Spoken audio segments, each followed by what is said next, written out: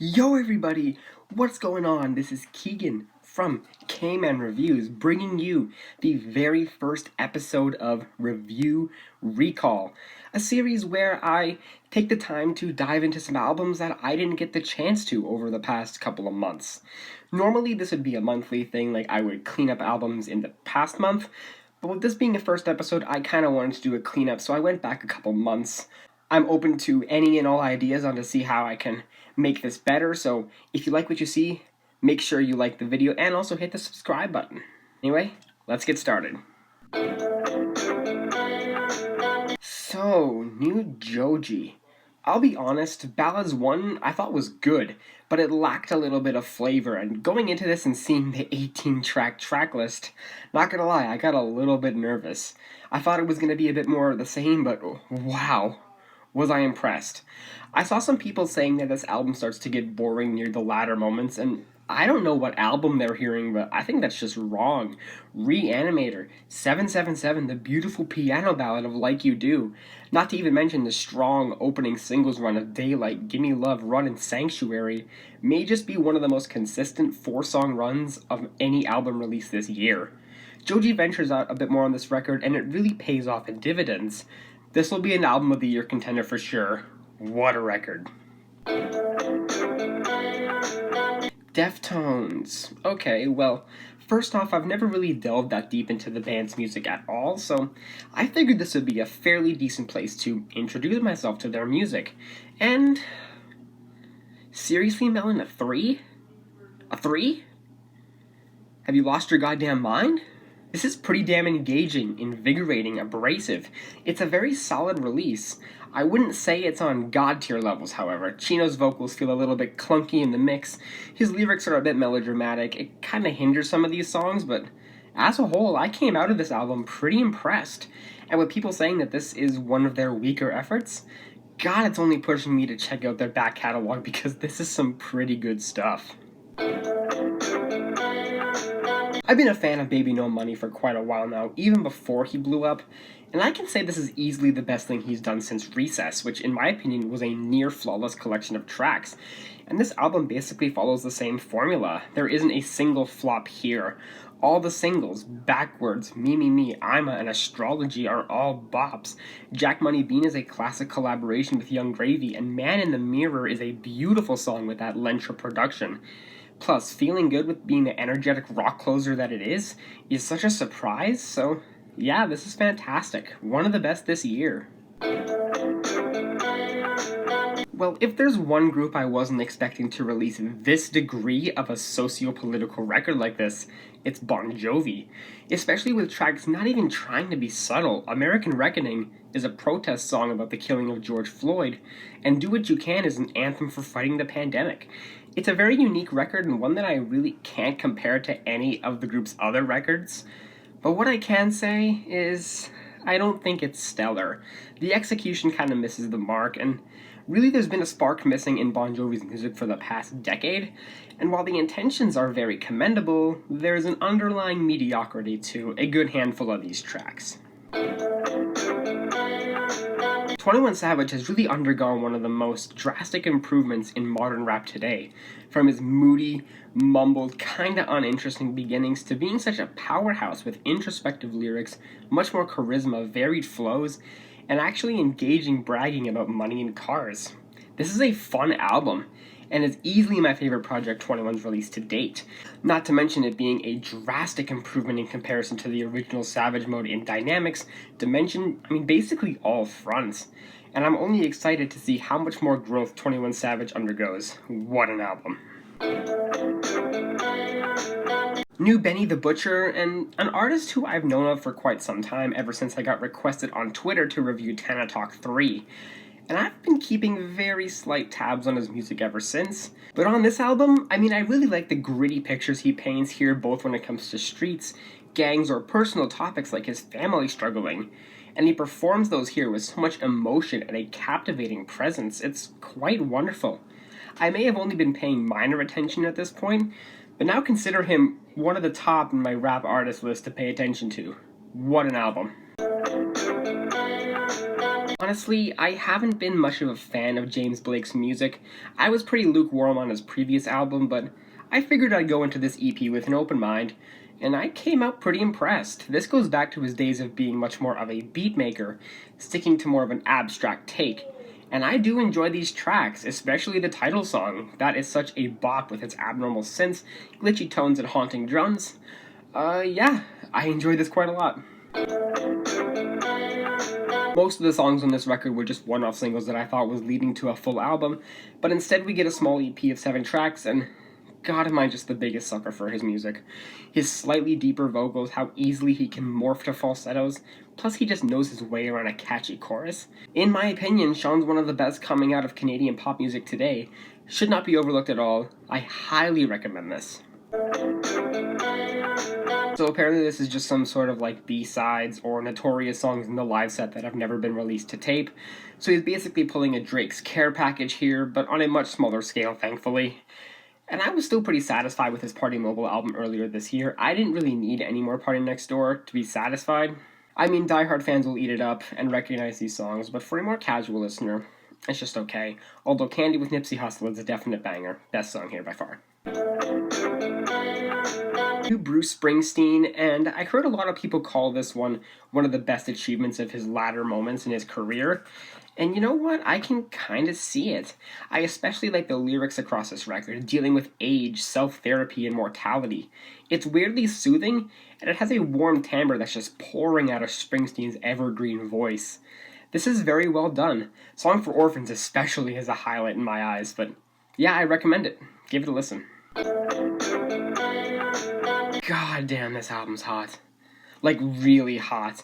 It's blatantly horny and sexual, and while I do like that aspect, the production and overall song quality doesn't fully engulf me in the same way that Thank You Next did. A lot of trap, R&B, pop flavorings here, but Thank You Next stood out as something unique and quirky. This album almost felt a little bit bland, which is kind of a shame, as this topic really had a lot of potential for Ariana, especially with all the stuff in her music videos as of late. Don't get me wrong, I still enjoyed it, but this just feels like a bit of a step down. Honestly, I'm still waiting for Will to get that sophomore album from Virginia to Vegas, as he's just been dropping mini EPs now for the past couple of years, usually with one radio hit stuffed in there somewhere, and this EP is pretty much on the same format as those other two. Nothing mind-blowing, but it's still decent pop music that I wouldn't mind hearing, which is mainly sold by Derek's understated vocal timbre, but I think it's fine. Palm Springs is a heavy bop, though. Can we make that song a big hit? I mean, wow. I'm genuinely impressed. It's definitely not the best rap project I've heard this year by a long shot, but it's easily the best body of work Nav has been associated with to date. There are some duds here, don't get me wrong, and they do stand out. But most of this was pretty enjoyable. Yeah, I'm just as shocked as you are. New AC/DC album, their first in 8 years. And I mean, if you love AC/DC, they very rarely switch it up on this record. It's just pure classic rock, which also might be its weakest point. This album kind of starts to homogenize a little bit in its material. You hear that exact same rhythm over and over and over again every single time. It starts to become a little bit of a chore. There are some standouts on this record here. Demon Fire has a burning riff that really hits hard, also showing Brian Johnson getting out of that signature throaty rasp he's known for into a deeper, more haunting tone.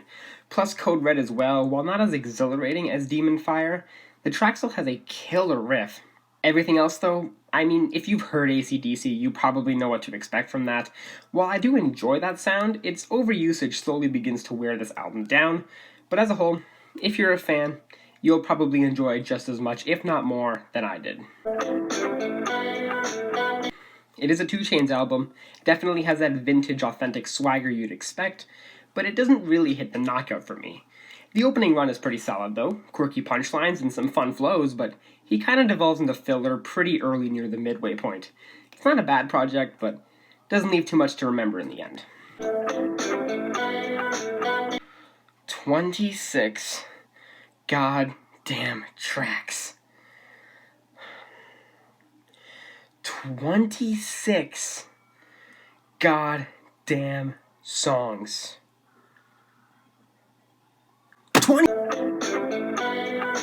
New one from IDLES, and I've only very recently even begun listening to this band, really only getting involved with the singles rollout for this album, and I think this band just may not be my thing.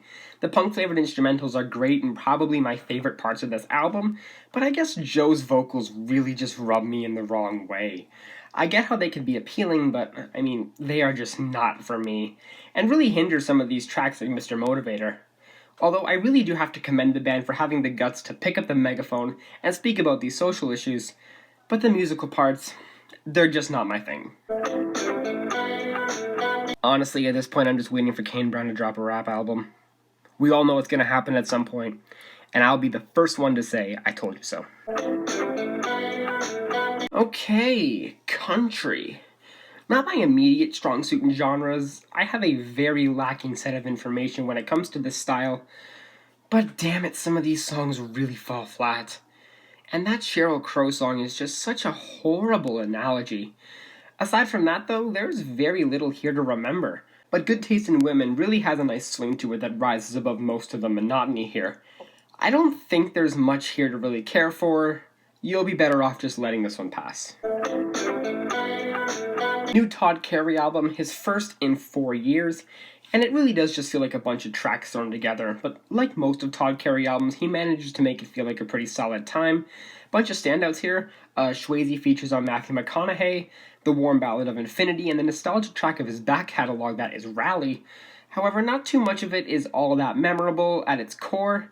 It's really just a normal pop singer-songwriter record, so I think it's good, but I'm not head over heels for it like I was his previous album. Yeah, I kinda went into this expecting a retro-fused David Bowie pastiche of an album, and the narrative just falls so far from the mark. The persona Jesse Rutherford is trying to embody is very head-scratching. At least I can commend the band for being adventurous in their sounds. There's a lot of different styles going on here. Electronic pop, even some hip-hop garnishes. But in all honesty, there's a lot of flat tracks on here. Nothing mind-blowing that sticks out, but none of it is really abysmal, and the concept doesn't really leave a lasting impact at all, so I'm kind of indifferent on it. K-pop.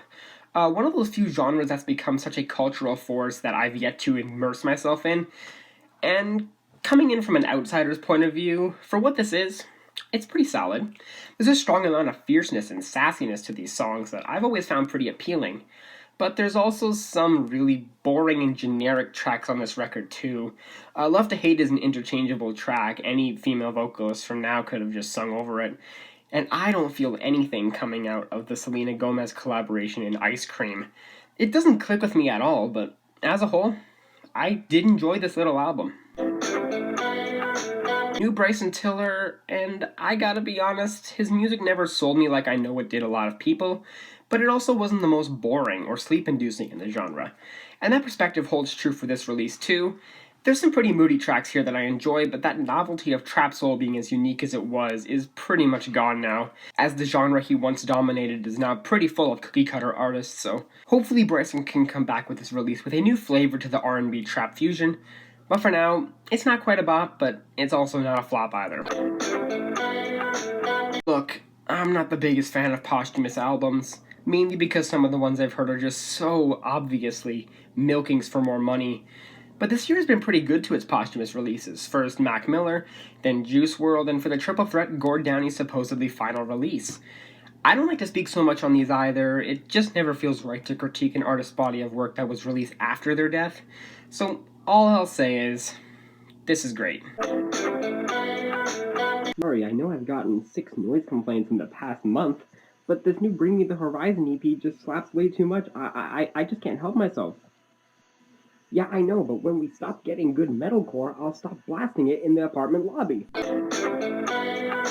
So, I heard rumors that this is one of the better Little Mix albums, so I had high expectations going into this, and I was pretty impressed. In fact, I dare say it's the group's best to date. It doesn't stray too far from the nest at all, but it also incorporates a lot more modern tropes, mainly R&B and trap percussion and synths, which when utilized, works surprisingly well, so yeah, this is pretty solid. I'd recommend it. Check it out. Yeah, it's a disco record like the title would suggest, but that's really all it is. There's nothing that spices it up, really. It's just Feels like the exact same song and melody over and over again for 50 goddamn minutes. As much as I do enjoy disco, and don't get me wrong, all the songs on here are well crafted, but it just feels like nothing's being done to make the sound unique to Kylie. There's no needle pushing being done, and I don't see myself returning to this anytime soon. Now this is great. Aside from the overly long skit that's kinda pointless, there's so much life and character to these tracks, charisma, varying presences on the vocals from each member, plus with Dynamite being such a heavy bop that it is. Yeah, I'm gonna keep much closer tabs both on BTS and K-pop in general. This one may have just converted me, and I'm thankful it did. Yeah, this is really just catering to teenage angst and melodrama. And while that is kinda my demographic that I fall in, a lot of it doesn't click with me, especially some of the songs near the latter half of the record. I enjoy it when it comes from someone like Nash, with an understated, clearly hurt voice, not a whiny, throaty vocal tone like this. Anyway guys, that was it for Review Recall. I know I didn't get to some albums here that you might have expected, but they will probably show up in the next one, which I plan to release around the 1st of January, when the December albums come in. So, hope you enjoyed that. I will see you in the next video. Peace.